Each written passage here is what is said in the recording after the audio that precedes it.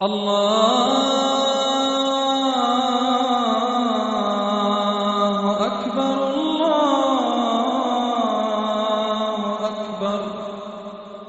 الله أكبر الله أكبر.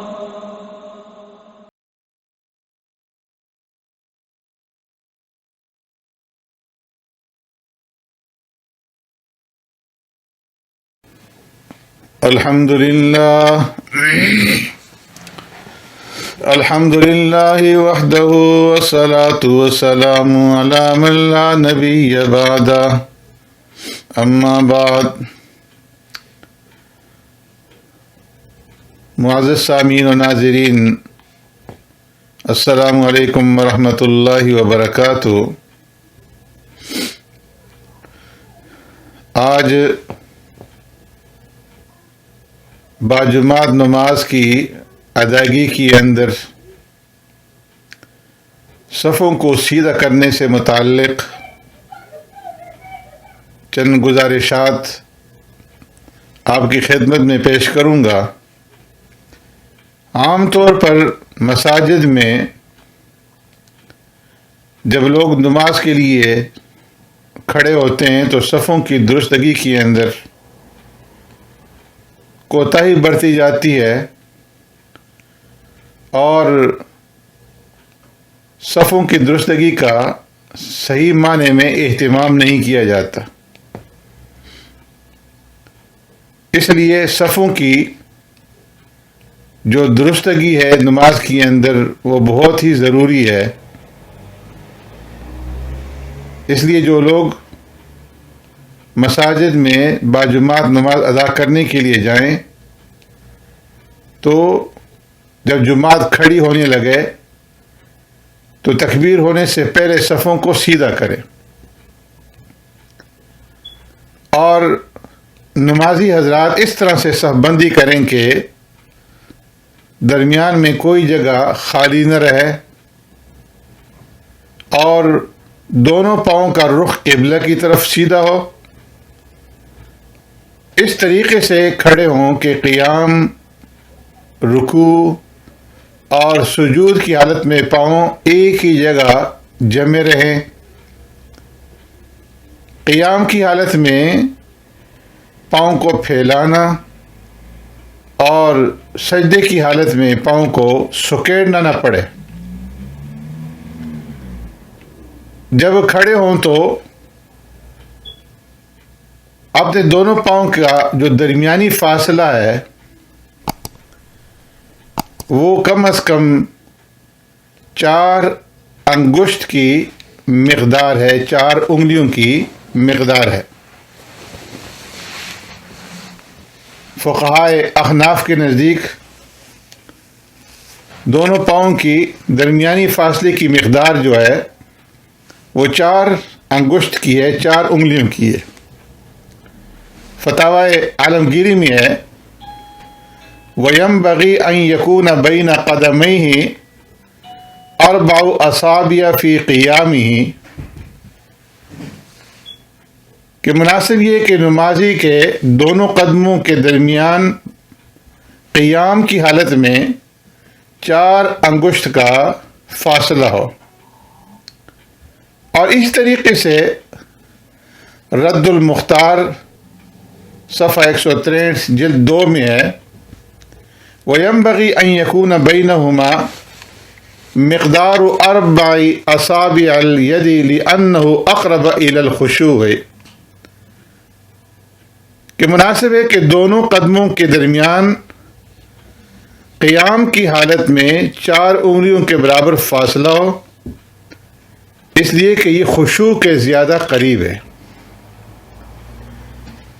اور فقہ شافعی میں دونوں پاؤں کے درمیانی جو مسافت ہے اس کے بارے میں لکھا ہے کہ وہ 4 انگشت سے لے کر کے 4 انگلیوں سے لے کر کے 1 بالش کے برابر ہو. تو 4 انگلیوں سے لے کر کے 1 بالش تک یہ فقہ شافعی کے اندر مذکور ہے. فرمایا کہ وَيَسُنُّ أَن يُفَرِّقَ بَيْنَ قَدَمَيْهِ بِالشِّبْرٍ، اپنے دونوں قدموں کے درمیان ایک بالشت کے برابر فاصلہ رکھنا مسنون ہے۔ فقہ مالکی اور حنبلی میں دونوں پاؤں کا جو درمیانی فاصلہ ہے وہ لکھا ہے کہ طبی حالت کے مطابق ہو، اور طبی حالت کے مطابق دونوں پاؤں کا درمیانی فاصلہ تقریباً ایک بالشت ہی بنتا ہے۔ چنانچہ فقہ العبادات مالکی میں ہے يندب تفریج القدمین بأن يكون المصلی بحالت متوسطۃ فی القیام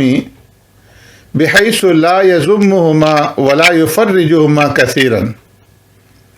کہ دونوں قدموں کو قیام میں درمیانی حالت کے ساتھ کشادہ کرنا مستحب ہے، یعنی دونوں قدموں کو نہ زیادہ ملایا جائے اور نہ زیادہ کشادہ کرے۔ اور فقہ حنبلی میں ہے کان ابن عمر رضی اللہ تعالیٰ عنہما لا يفرج بین قدمیہ ولا یمس احداہما بالاخرى ولكن بین ذلك لا يقارب ولا يباعد، کہ حضرت عبداللہ ابن عمر رضی اللہ تعالیٰ عنہما اپنے قدموں کے درمیان نہ زیادہ کشادگی کرتے تھے اور نہ ایک پاؤں کو دوسرے پاؤں کے ساتھ لگاتے تھے، ٹچ کرتے تھے، بلکہ ان دونوں کے درمیان والی حالت کو اختیار کرتے، یعنی اپنے دونوں پاؤں کو نہ ایک دوسرے کے زیادہ قریب کرتے اور نہ ایک دوسرے سے زیادہ دور کرتے تھے۔ تو اس طرح چاروں ائمہ کے نزدیک نمازی کو قیام کی حالت میں کم از کم 4 انگشت اور زیادہ سے زیادہ ایک بالش کی مقدار دونوں پاؤں کے درمیان میں رکھنی چاہیے، نہ اس سے کم ہو اور نہ اس سے زیادہ ہو۔ اس لیے پاؤں کے درمیان اتنا فاصلہ رکھیں کہ قیام اور سجود اور قعود کی حالت میں پاؤں کو پھیلانے اور ملانے کی ضرورت نہ پڑے۔ چونکہ انسان کے قد و قامت کے لحاظ سے پاؤں چھوٹے اور بڑے ہو سکتے ہیں، اس لیے اگر پنجوں یا ایڑیوں کے لحاظ سے صف درست کی جائے گی تو لوگ آگے پیچھے ہو جائیں گے۔ اس لیے صفوں کو درست کرنے کا بہترین طریقہ یہ ہے کہ ہر شخص اپنی دونوں ایڑیوں کے آخری سرے، جو صف کی لائن ہوتی ہے، صف کے آخر کے اندر جو لائن لگائی جاتی ہے اکثر آج کل کارپیٹ اور قالینوں کے اندر، تو اس لائن کے آخری کنارے پر اپنے دونوں ایڑیوں کو رکھے اور پنڈیوں اور ٹخنوں کے لحاظ سے صف کو سیدھا کرے۔ اگر ٹخنا ٹخنے کی سیدھ میں اور انسان کا یہ مونڈا، اشانہ مونڈے کی سیدھ میں ہوگا تو اس سے صف جو ہے وہ سیدھی ہو جائے گی۔ آگے سے انگلیوں کو برابر کرنے کی ضرورت نہیں ہے، چنانچہ بحر الرائق کے اندر ہے وَإِن تَفَاوَتَتِ الْأَقْدَامُ صِغْرًا وَكِبْرًا فَالْعِبْرَةُ بِالسَّاقِ وَالْكَعْبِ، اگر پاؤں چھوٹے یا بڑے ہوں تو اعتبار پنڈلی اور ٹخنوں کا ہوگا۔ ظاہر ہے کہ ہر ایک انسان کے پاؤں مختلف ہوتے ہیں، کسی کے چھوٹے کسی کے بڑے، تو فرمایا کہ اعتبار پنڈلی اور ٹخنوں کا ہوگا۔ تو نمازی حضرات صف میں اس طرح پاؤں، گھٹنے، کندھے اور گردنیں برابر کریں کہ صف بالکل سیدھی بن جائے اور آپ کے بازو دائیں بائیں کھڑے لوگوں کے ساتھ ملے ہوئے ہوں اور درمیان میں کوئی خلا نہ ہو، اس کے بعد تکبیر کہی جائے۔ چنانچہ حضرت نعمان بن بشیر رضی اللہ تعالیٰ عنہ سے مروی ہے اقبل رسول اللہ صلی اللہ علیہ وسلم علی الناس بوجہہ فقال اقیموا صفوفکم اقیموا صفوفکم اقیموا صفوفکم ثلاثا واللہ لتقیمن صفوفکم او لیخالفن اللہ بین قلوبکم قال فرأيت الرجل يلزق منكبه بمنكب صاحبه وركبته بركبة صاحبه وكعبه بكعبه۔ حضرت نعمان بن بشیر رضی اللہ تعالیٰ عنہ فرماتے ہیں کہ پیارے پیغمبر صلی اللہ علیہ وسلم نے ایک دفعہ نماز پڑھاتے ہوئے ہماری طرف چہرہ کر کے 3 مرتبہ فرمایا، اپنی صفیں سیدھی کر لو، اپنی صفیں سیدھی کر لو، اپنی صفیں سیدھی کر لو۔ اللہ کی قسم اگر تم اپنی صفیں سیدھی نہ کرو گے تو اللہ تعالیٰ تمہارے قلوب میں باہمی مخالفت پیدا کر دے گا۔ حضرت نعمان بن بشیر حدیث کے راوی فرماتے ہیں کہ اس کے بعد میں نے دیکھا کہ ہر آدمی اپنے کندھے کو اپنے ساتھی کے کندھے کے ساتھ اور اپنے گھٹنے کو اس کے گھٹنے کے ساتھ اور قدم کو اس کے قدم سے ملاتا ہے۔ صفوں کو برابر کرنا اور صفوں کو خوبصورت بنانا 4 چیزوں پر موقوف ہے۔ نمبر 1، صف میں قریب قریب کھڑے ہوں۔ نمبر 2، ٹخنوں، قدموں، کندھوں اور گردنوں کو برابر کرنا، یعنی ایک سیدھ کے اندر رکھنا، اونچائی نیچائی میں بھی تو برابر نہیں ہو سکتی۔ اور نمبر 3، اگلی صفوں کو پورا کرنا۔ اور نمبر 4، صف میں کھڑا رہنا اور بلا وجہ اور بلا عذر صف کو چھوڑ کر درمیان میں فاصلہ پیدا نہ کرنا۔ نماز کی صفوں کو برابر اور سیدھا کرنے کا فائدہ یہ ہے کہ آپس میں دل بھی برابر اور سیدھے رہیں گے، اور اگر صفیں ٹیڑھی ہوں گی تو آپس میں دل بھی ٹیڑھے ہو جائیں گے، دلوں کا ملاپ نہیں ہوگا۔ اور صفوں کو سیدھا کرنا یہ امام کی ذمہ داری ہے، جس طرح کہ پیارے پیغمبر صلی اللہ علیہ وسلم نماز سے پہلے صحابہ اکرام کی صفوں کو سیدھا فرمایا کرتے تھے، اسی طریقے سے یہ امام کی ذمہ داری ہے کہ وہ نماز سے پہلے لوگوں سے صفوں کو سیدھا کروائے اور انہیں صفوں کو سیدھا کرنے کی ترغیب دے۔ اس حدیث مبارکہ میں ٹخنوں، گھٹنوں اور کندھوں کو ملانے سے مراد یہ ہے کہ ان کو قریب قریب کرنا۔ حقیقتاً ملانا مقصود نہیں ہے کہ بالکل ان کے ساتھ ٹچ کر دیں، جوڑ دیں، اس لیے کہ ایک تو اس طرح ملانا مشکل ہے، اور دوسرے اگر ملا بھی دیا جائے تو نماز پڑھنی مشکل ہو جائے گی، نماز کے اندر دھکم پیل ہوگی۔ تو اس لیے ملانے سے مراد یہ ہے کہ قریب قریب کھڑے ہوں اور درمیان میں خالی جگہ نہ رہے۔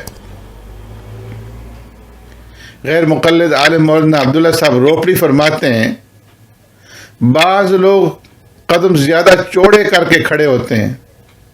جس سے کندھے نہیں ملتے، وہ غلطی کرتے ہیں، کیونکہ اس حدیث میں جیسے قدم ملانے کا ذکر ہے، کندھے ملانے کا بھی ذکر ہے۔ دوسری حدیث میں آتا ہے، عبداللہ بن عمر رضی اللہ تعالیٰ عنہما روایت فرماتے ہیں، عن ابن عمر رضی اللہ تعالیٰ عنہما ان رسول اللہ صلی اللہ علیہ وسلم قال اقیموا الصفوف وخاذوا بین المناکب وسدوا الخلل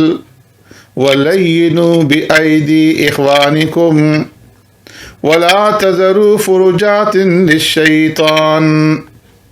ومن وصل صفا وصله اللہ ومن قطع صفا قطعه اللہ۔ فرمایا پیارے پیغمبر صلی اللہ علیہ وسلم نے ارشاد فرمایا، صفوں کو سیدھا کرو، کندھوں کو برابر کرو، خالی جگہوں کو پر کرو، اپنے بھائیوں کے آگے نرم رہو، اور صفوں میں شیطان کے لیے خالی جگہ نہ چھوڑو۔ اور جو شخص صف کو ملائے گا یعنی خالی جگہ کو پر کرے گا تو اللہ تبارک و تعالیٰ اس کو اپنی رحمت و مغفرت کے ساتھ ملائے گا۔ کتنی بڑی خوشخبری۔ اور فرمایا جو شخص صف کو کاٹ دے گا یعنی بلا عذر صف کو خالی چھوڑ دے گا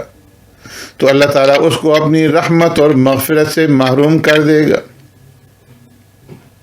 حضرت ابن عمر رضی اللہ تعالیٰ عنہ نے تو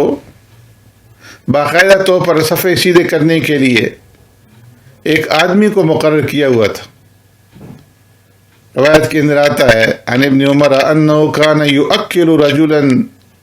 بإقامة الصفوف ولا يكبر حتى يخبر ان الصفوف قد قامت، کہ حضرت ابن عمر رضی اللہ تعالیٰ عنہ نے ایک شخص کو صفے سیدھے کرنے کے لیے مقرر کیا ہوا تھا، اور جب وہ آدمی آ کر کے خبر دیتا کہ صفیں ٹھیک ہو گئی ہیں تو تب تکبیر کہتے تھے۔ حضرت انس رضی اللہ تعالیٰ عنہ سے مروی ہے عن رسول اللہ صلی اللہ علیہ وسلم قال رصوا صفوفکم وقاربوا بینہا وخاضوا بالاعناق، پیارے پیغمبر صلی اللہ علیہ وسلم نے ارشاد فرمایا اپنی صفوں میں تم قریب قریب ہو جاؤ اور گردنیں برابر کرو۔ حضرت انس رضی اللہ تعالیٰ عنہ سے مروی ہے قال رسول اللہ صلی اللہ علیہ وسلم سووا صفوفکم فإن تسویۃ الصفوف من تمام الصلاۃ، کہ پیارے پیغمبر صلی اللہ علیہ وسلم نے ارشاد فرمایا اے لوگوں اپنی صفوں کو برابر کرو، کیونکہ صفوں کو برابر کرنا نماز کے کمال میں سے ہے۔ اور حضرت جابر بن سمرہ رضی اللہ تعالیٰ عنہ سے مروی ہے قال رسول اللہ صلی اللہ علیہ وسلم الا تصفون كما تصف الملائکۃ عند ربهم قلنا وكيف تصف الملائکۃ عند ربهم قال يتمون الصفوف المقدمة ويتراصون في اللص، کہ پیارے پیغمبر صلی اللہ علیہ وسلم نے ارشاد فرمایا تم اس طرح صفے کیوں نہیں بناتے جس طرح کہ فرشتے اپنے رب کے سامنے صفے بناتے ہیں۔ صحابی فرماتے ہیں کہ ہم نے عرض کیا فرشتے اپنے رب کے سامنے کیسے صفے بناتے ہیں؟ تو پیارے پیغمبر صلی اللہ علیہ وسلم نے ارشاد فرمایا کہ وہ اگلی صفوں کو مکمل کرتے ہیں اور صفوں میں ایک دوسرے کے ساتھ مل کر کھڑے ہوتے ہیں۔ تو اس لیے باجماعت نماز کی ادائیگی کے وقت صفوں کی درستگی کا خاص طور پر اہتمام کرنا چاہیے۔ عام طور پر دیکھا یہ جاتا ہے، اور خاص طور پر آج کل اس کورونے کے زمانے میں، کہ لوگ اپنی جائے نمازیں ساتھ لے کر کے آتے ہیں تو کسی نے صف کے اندر اس کو آگے کی طرف بچھایا ہوتا ہے، کوئی پیچھے کی طرف، اور جو مصلی انہوں نے بچھایا ہوتا ہے اس کے اوپر کھڑے ہو جاتے ہیں۔ تو صف کی درستگی کا اہتمام نہیں ہوتا، آگے پیچھے ہوتے ہیں۔ اس لیے اس بات کا خیال رکھا جائے، اور مسجد کی جو کارپیٹ ہے، جو قالین ہے، اس کے اوپر صفوں کے لیے جو لائنیں لگی ہوئی ہوتی ہیں، ان لائنوں کے اوپر جو ہے اپنی ایڑیوں کو رکھ کر کے اور ٹخنوں کو ٹخنوں کے برابر رکھ کر کے صفوں کو درست کرنا چاہیے۔ اور صف کی ابتدا بنانے کی وہ امام کے پیچھے سے کرنی چاہیے، کہ جہاں امام کھڑا ہو اس کے پیچھے سے صف کو بنانا شروع کیا جائے، اور جب پہلی صف مکمل ہو جائے تو اس کے بعد پھر دوسری صف امام کے پیچھے سے شروع کی جائے، دائیں یا بائیں کنارے سے نہیں۔ اللہ رب العزت ہمیں صحیح طریقے سے نماز کی ادائیگی اور صفوں کی درستگی کا اہتمام کرنے کی توفیق نصیب فرمائے۔ سبحانک اللہم بحمدک نشہد ان لا الہ الا انت نستغفرک ونتوب الیک۔